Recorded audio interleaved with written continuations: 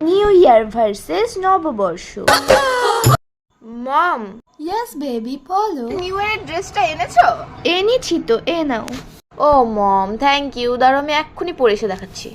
A few moments later. বাঙালি নববর্ষ। মা, ও মা,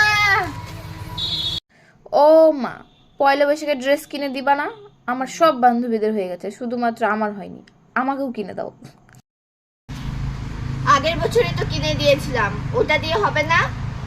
হবে না, আগের বছরটা দিয়ে হবে না, এবারও কিনে দিতে লাগবে। আচ্ছা, দেখছি, দাঁড়া। এই নে ধর। A few moments later.